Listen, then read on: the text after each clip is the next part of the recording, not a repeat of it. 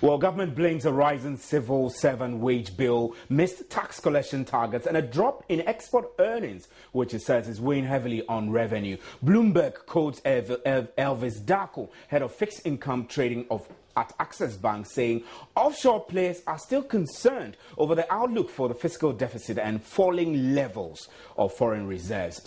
But what exactly is the problem? Is there something we don't know? Well, we're getting onto the telephone line now to speak to Raymond Avonio, who is a currency technical analyst. Good evening, sir, and thanks for joining us on today's big story. Hello, good evening, sir. How are you? I'm fine, thank you. Now, these concerns, they didn't start from yesterday. We've had experts saying that the situation is worsened by the absence of fresh portfolio flows into Ghana's fixed income market. Is this the main problem, or there are other problems which is weighing heavily on the city's downward trend? Well, the failure in the city, a lot of issues account for the failure in the city. It's not just one problem, but several of them.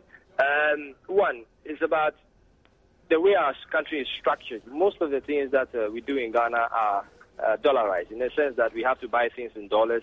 Most of the time, people have to import things, and it's the dollar that we use to do all of this. This is part of the problem, okay? Aside that, we are in a nation whereby we don't produce almost anything. We don't produce anything at all. For example, 80% of the meat we eat in Ghana is imported. I'm sure the lunch you had today, you were eating some meat on it. It may be from Europe. These are the problems we have. But the solutions are already there. And as to why they haven't been tackled, for me, I don't know. Well, when you say that solutions are already there, it suggests that the measures that were put in place by the central bank didn't kick in. They didn't help, right? The measures that were put in place by the central bank can only hold the fort for about 3 months. They are cosmetics. They can hold the fort for about 3 months. But beyond that, the city is going to go down again. A more permanent measure may take a while, but it may take about 4 to 8 years. That is, we need to start correcting what we do here in the sense that we need to start producing. We need to set up cities that are technology-oriented, for example. The Kumasi area could be noted for automobile engineering. We should look at that area. We should look at the Volta area for the production of agri products, the northern parts of Ghana for meat and other things. Okay, these are the things that we can do so that we can feed ourselves and export. But if we live in a nation where even handkerchiefs are imported, which currency are you using to import the handkerchief? You're being kind by saying handkerchief. Toothpicks come from China, really. Yeah, so and these things, the machines that are used to produce toothpicks are less than $100. You get my point. So we are all these things we are using foreign currency to chase all of these things, and therefore that accounts for the poor nature of our city. Any measure that is going to be taken, which is not geared towards production, will only hold for 3 months. After 3 months, it's going to tip down again. Okay, most of the things that we rely on in Ghana as gold, cocoa, are not doing well. The gold market is becoming very bad. It's experiencing a complicated bottom. It is likely to even go below 1,200. It is at 1,200 now. It's likely to even go below towards the end of the year. Okay, so we need to start looking at a more comprehensive approach or a more permanent way of solving the problem that rely on these two things and think our nation is going to, or our city is going to continue to have any significant value on the market. I know you've spoken about production, increasing production, and maybe in such a way that, for example, the North will focus on meat products and Kumasi will focus on automobile. What else is needed to help the city stabilize and perhaps enhance its value? Government spending. Government spending. Government spending must be done properly. I mean, I don't want to go into that. It may sound a bit political, but it must be done properly. That's all. Government spending must be done properly. Contracts must be awarded to the right people. We must look at quality in the things we do. Okay, not just things that have to be repaired all the time. Sometimes you see one road is done, money is pumped in to keep repairing the road, bringing foreigners to keep repairing it. We must do things once, and they must stay for a very long time, so that we don't keep spending on repairing things that could have been done once and for all. Right, Raymond, I'll have you hold. I'm joined on the other telephone line by John Gachi, who is an economist. John, we're grateful that you could join us on today's big story. Hello, good evening, John, and thanks for joining us on Big Story. Good evening. Now, the problem we have is the problem we've always spoken about. I mean, from the time the Bank of Ghana introduced the measures to stabilize the city, which we are told are pretty cosmetic, and the fact that government is still unable to narrow its deficit, we still have the city going downwards. And this is frightening, especially to think that majority of the things we do is dollarized. How can we make progress? Well, I think we need to correct one important impression.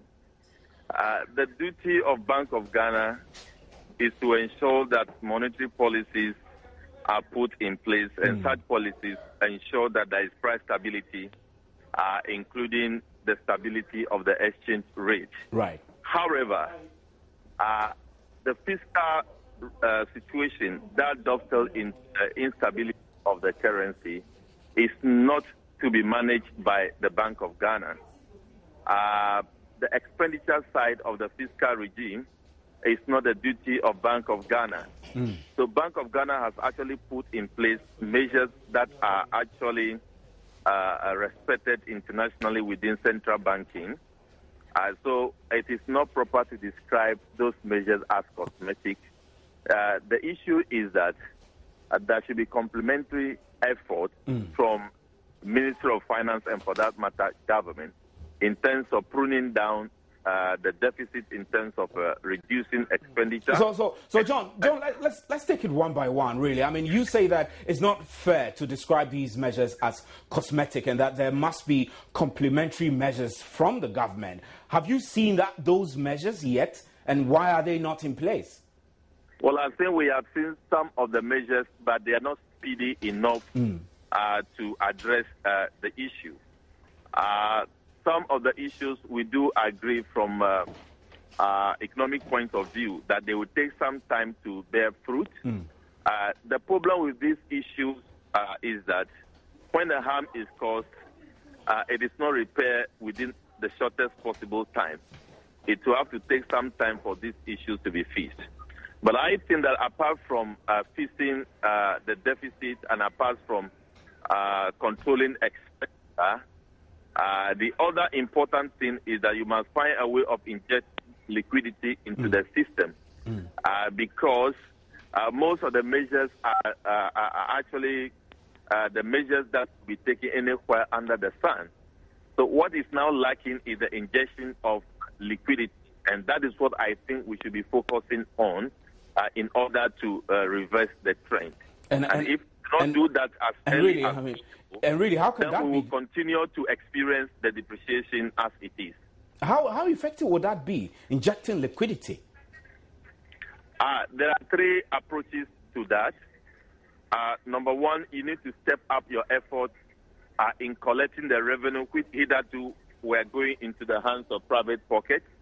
And at the same time, you need to ensure that you bring in a measure that will actually enhance the tax net.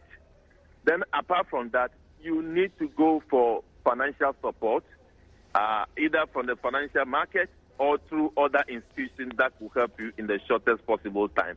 I think that is what we need to do right now. This is what many people disagree with. I mean, for example, going for financial support from the IMF, for instance, many people do not agree that that's what we need as a country. I doubt if many people do not agree, because many people want liquidity.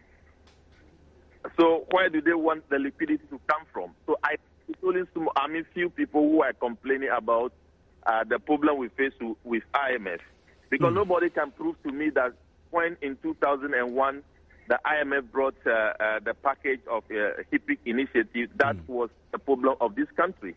And nobody would tell me again that in 2009, when the World Bank brought about 300 million to support the same effort, that was the reason why we are suffering today. It is because of our own management. Right. So we need to question our management style of the economy. That is what we should be talking about. But as it is right now, we need liquidity into the system. And that liquidity must be addressed as quickly as possible. Right. Thank you very much, John Gachi. John is an economist. We're very grateful. Quickly, we'll wrap with you, Raymond, on our issue. Now, John is raising key issues of injecting liquidity and then perhaps asking for monetary support, some kind of support. And I cited the World Bank as one avenue where we can seek that support. I mean, moving on, what should we be doing in order to be sure that, one, if we inject the liquidity into the system and we correct the management of the economy, these will work? I mean, we've heard a lot of rhetoric, and it doesn't appear that any of these are working. Well, my friend, the technical thing still remains the technical thing. What are we doing? What are we producing? You can put in measures to stabilize rates, but how long will they last? Because it's about demand and supply of the people in Ghana. What are we demanding for? What things are we using here? In which forms do we chase the things we are looking for? It's time we go technical and face the problem and solve it from the grassroots. Right. Right, Raymond, we're grateful. We don't have a lot of time. We'll wrap on this, and we're grateful that you could make time for us. We'll take a break here, and when we return, we'll go to Gushegu, where we have 3 people confirmed dead, with 2 others in critical condition after sustaining gunshot wounds.